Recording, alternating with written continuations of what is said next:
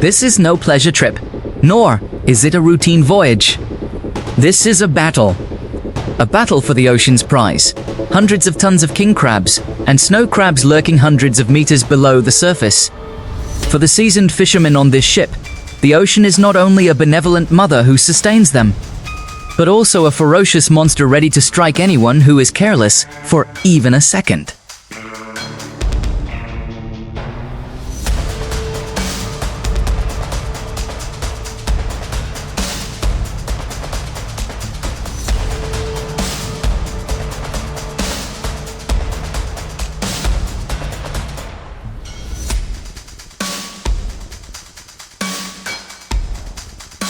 The roar of the diesel engines echoed beneath the deck, creating vibrations that coursed from the feet to the top of each crew member's head. On the deck, bright yellow floodlights illuminated a corner of the sky, cutting through the thick night sky and reflecting off the falling snowflakes. The deck was slippery, covered in a dense layer of sea foam. At times, the ship rocked violently with waves as high as a 3-story building.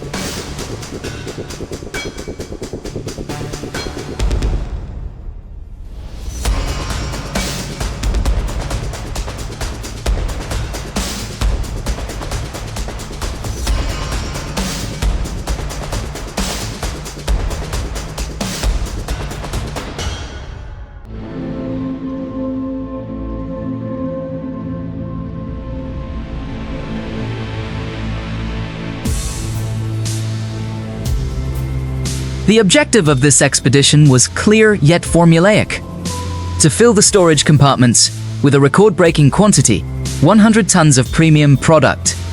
To achieve this, their only and most advanced weapon was a system of iron cages. These cages were unlike any intelligence-gathering tool you've ever seen.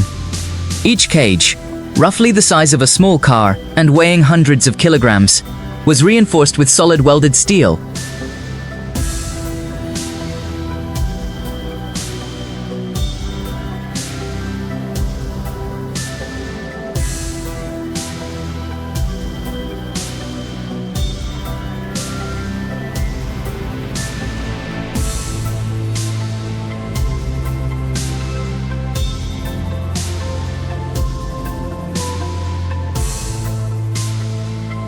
The captain, a man in his 50s with a mask etched with wrinkles from the sea breeze and waves.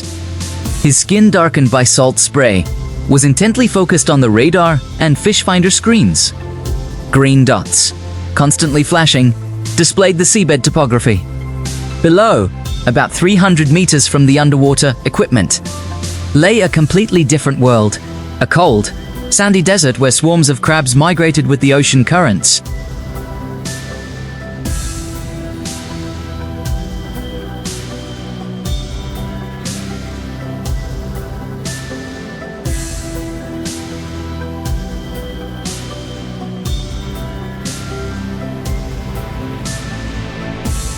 Immediately, the deck became throbbing but incredibly orderly.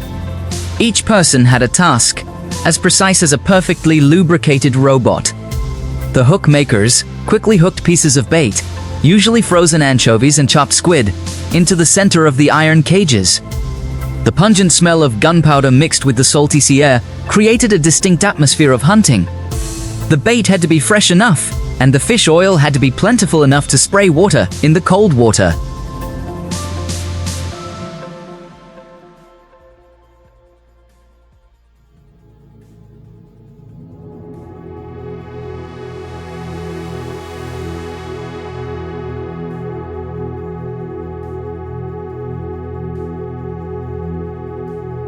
The hydraulic system started operating with ear-piercing screech sounds. The boom arm launched the first cage into the air. The cage was propelled forward with the rhythm of the waves, certain to overwhelm anyone below. But with skill and courage, the sailors steered it into the water with a loud splash, sending white foam flying. Following the cage were hundreds of meters of ultra-strong rope, a type of rope capable of withstanding tons of tensile force without sacrificing strength.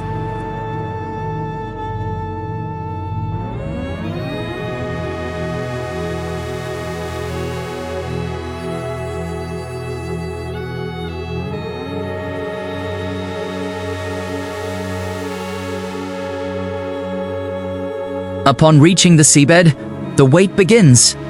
At that depth, sunlight reaches a knoll. Iron cages lie motionless on the cold sand, the scent of fishing beginning to spread. From the crevices of deep coral and sandy depressions, tiny eyes and growing appendages begin to stir. King crabs, with their nearly 2-meter-long leg spans and spindly shells like ancient warriors, begin to sniff out food.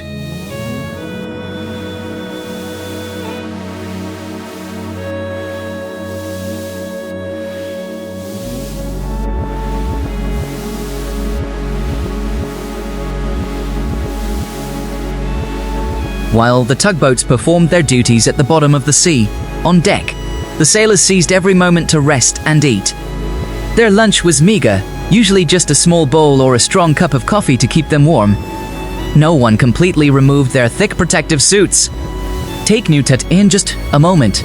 When the order to retract the tugboats was given, they would be exhausted, sweating profusely in a 12-hour battle of strength.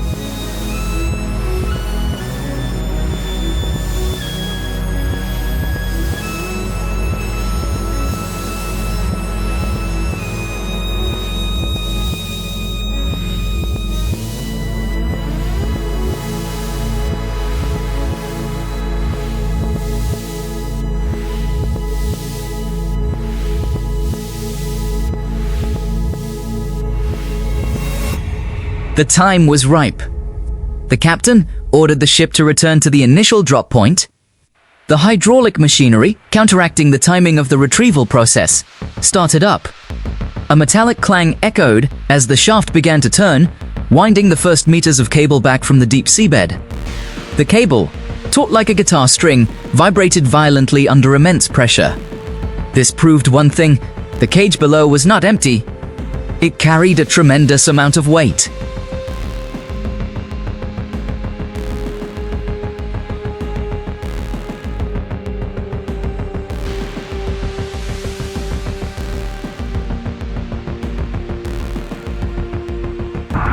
A sailor shouted excitedly as he looked at the winch's pressure gauge. The needle was leaping into the yellow warning zone. Below the surface, a growing darkness began to rise. Electric lights shone through the bathwater, revealing a metal vessel crammed with wriggling creatures.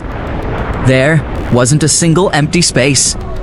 The increasingly deep reds and pale yellows intertwined, forming a dense mass.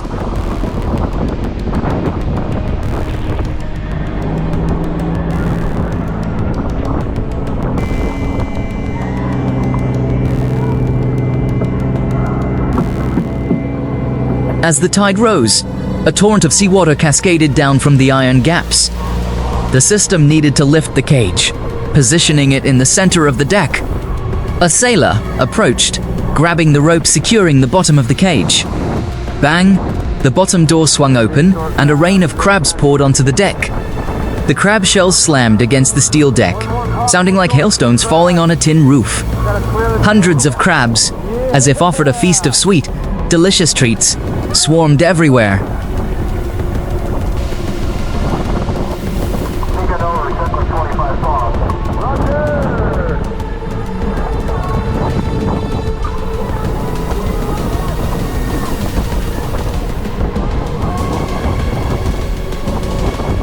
The warning symbol was now truly vibrant.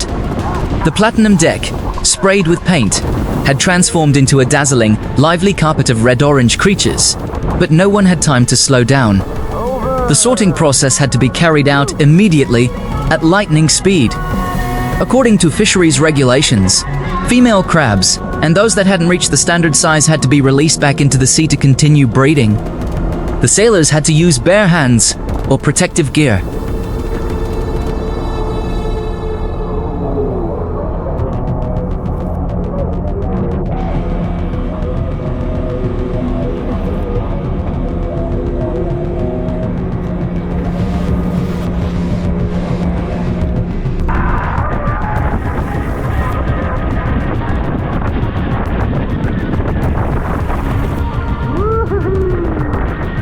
The first machine, the second, then the 10th. The process repeated itself endlessly.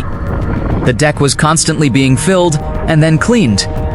The smell of rubber, seawater, and machine oil mingled to create the scent of glorious labor. The men had worked continuously for 10 hours. Their faces clearly showed fatigue, their eyes red from lack of sleep, but their spirits were sky-high. Each full cage pulled up was an invaluable morale booster.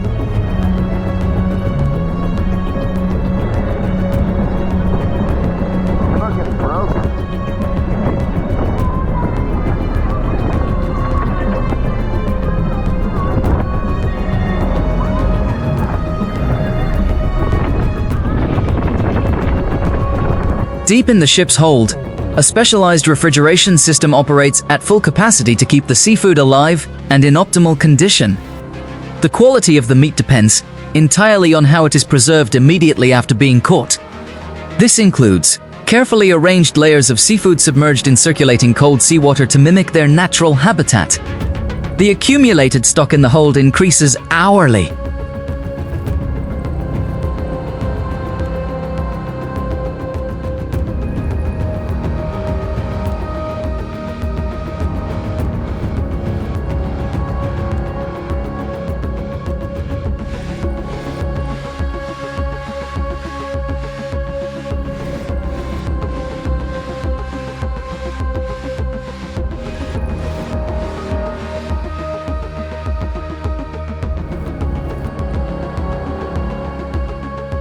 The waves rose 5 or 6 meters, engulfing the deck and sweeping away anything not securely fastened. The ship tilted precariously, water flooding the deck.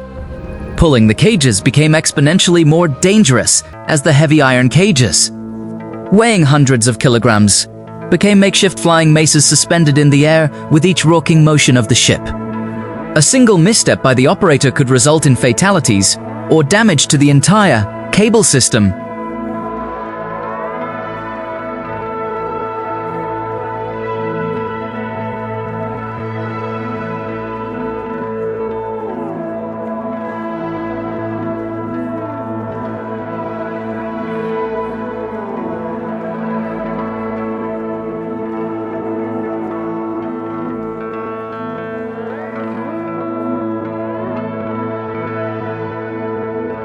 They rode the waves, taking advantage of the brief lulls between large waves to secure their last rest on the safe deck.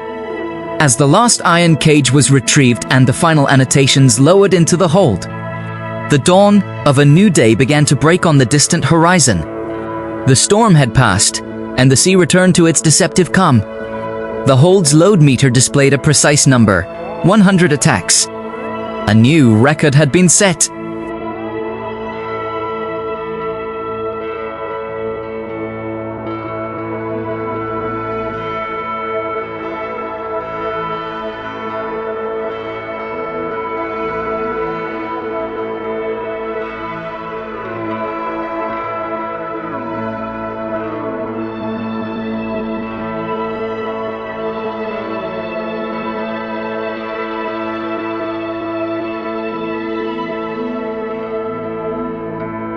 Radiant smiles shone on faces stained with mud and sea salt.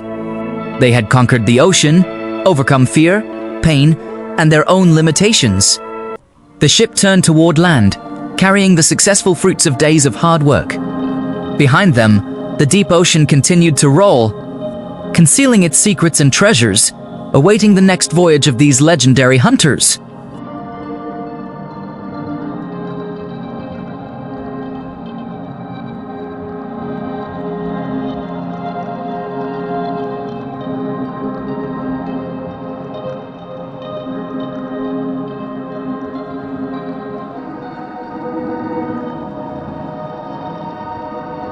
The ship did not rest after the first few meters of rope, for the ocean is never a generous or lenient enemy.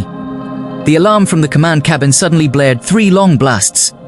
Tearing through the air thick with the scent of fresh air and salt spray, the barometer dropped sharply. A tropical pressure zone unexpectedly shifted direction, hurtling toward the ship at the speed of a high-speed vessel.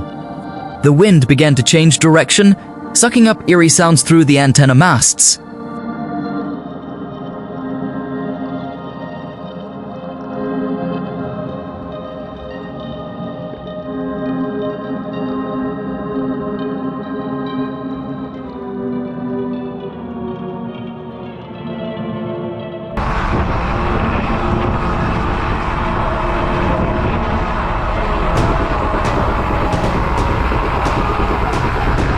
At this point, extending the ship's length by 100 tons was no longer a mere economic goal. It had become a life-or-death gamble. Under the pressure of the raging storms, the deck tilted at a 30-degree angle, seawater rushing in, reaching up to the sailors' knees before escaping through the drain.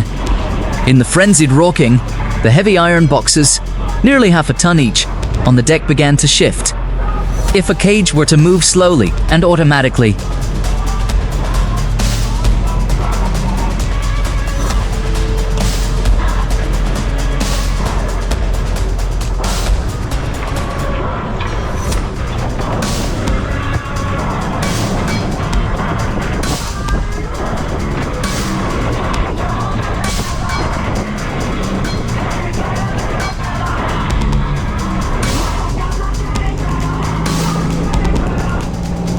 these men, their bodies as tough as iron, faced an unprecedented challenge.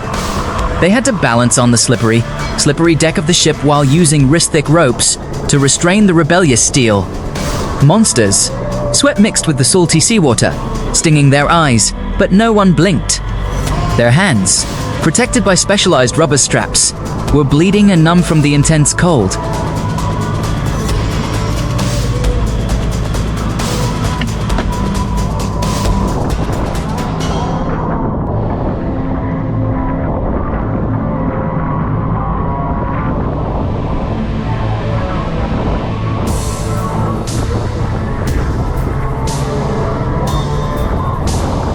In the center of the deck, the hydraulic rudder still turned, but at a much slower and more cautious pace. The cable connecting to the cave at the bottom was pulled taut to its maximum, making a creaking sound beside them as if it could snap at any moment.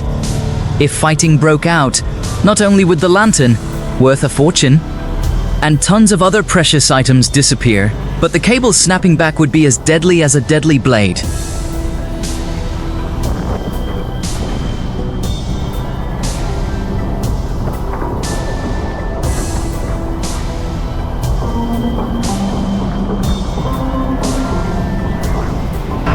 While the surface was a hellish scene of storms, 300 meters below the ocean's surface, a completely opposite scenario unfolded. The sea storm only disturbed the surface waters. In this eternal depths, the cold current continued its relentless, peaceful flow. And it was in this very place of darkness that the distinctive scent emanating from the ship's iron cages created a seismic shock to the deep-sea creatures.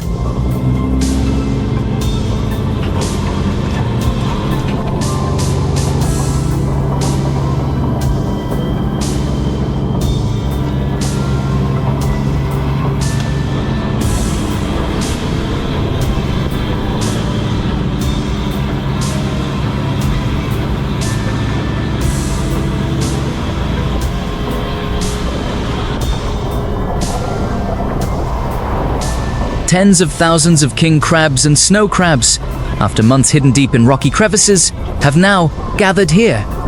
Seen from a science fiction camera suspended along a cable, the underwater scene resembles a science fiction movie about another planet.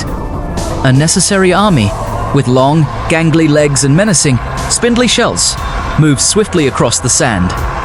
They step on each other, using their powerful claws like pincers.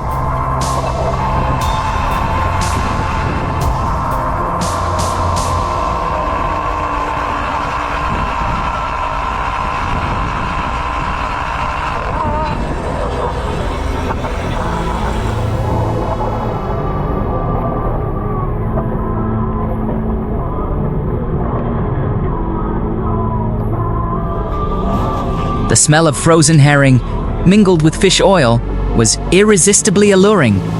One by one, they squeezed through the narrow, one-way opening of the steel ring. The initially empty iron box was now rapidly filled with a dense, constantly moving mass of creatures. Pressure from within the largest cage forced the crabs, that came later to cling to the outer steel mesh, forming a cluster of crabs, a mass of oceanic power weighing tons for each trap.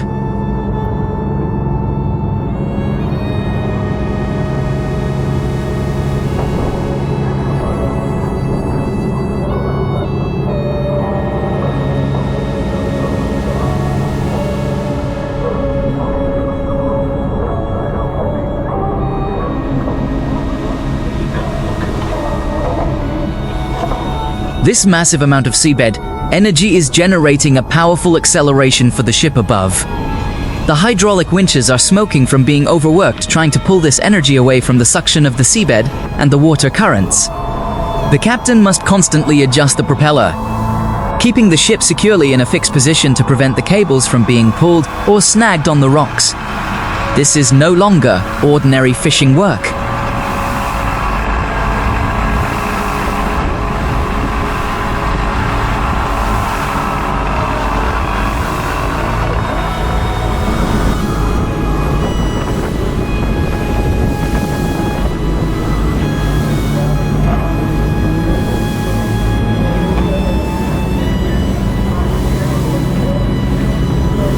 The storm hadn't completely dissipated, but the wind had subsided considerably, creating a comfortable, yet chilling, atmosphere typical of the subpolar seas. The deck was now a jumble of chains, empty barrels, and clumps of dark red blood frozen solid by the cold. But no one had time to clean it up, because the biggest catch of the voyage, the chain of cages carrying the hope of 100 tons of gold, was about to surface.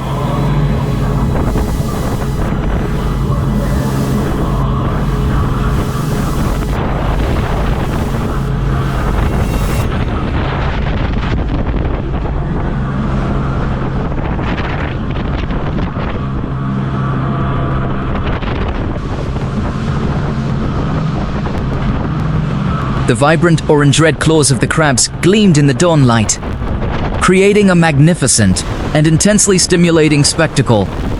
As the box was lifted, seawater gushed out like a small waterfall, washing away the mud from the ocean floor and revealing giant king crabs, creatures that had lived for decades in the deep sea.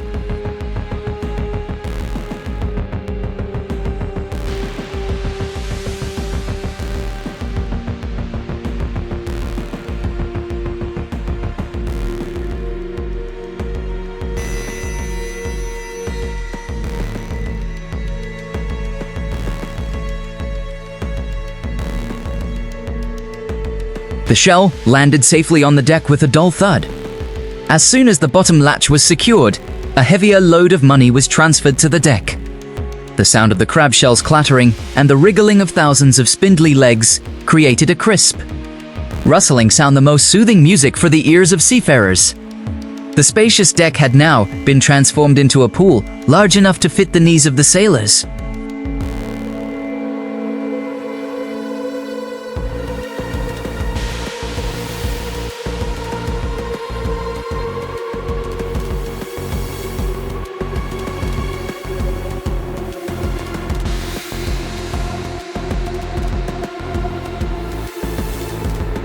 The female crabs, carrying millions of tiny eggs under their bellies, along with the immature crabs, are gently but decisively returned to the open sea by the sailors.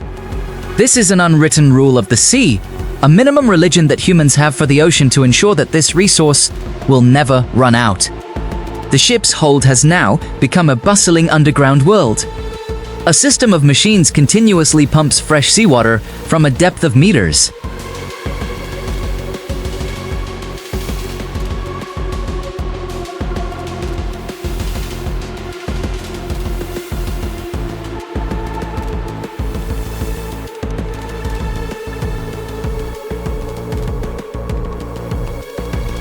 Looking down from the deck through the hatches, one could see Triasuris being stacked upon one another, a multi-million-dollar asset steadily growing.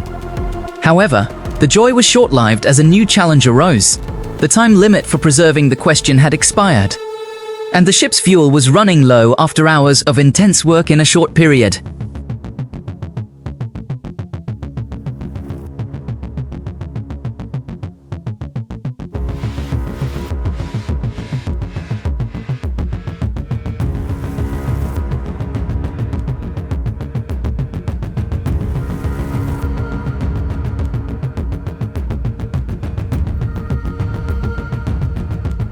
The ship's multimeter is currently stopped at the 19th attack.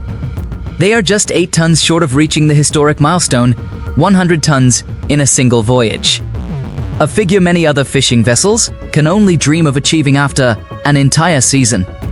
But to reach those 8 tons, They must retrieve the last remaining cage, located in an extremely treacherous area of Tesea, where numerous currents intersect and sharp coral reefs can cause any kind of damage.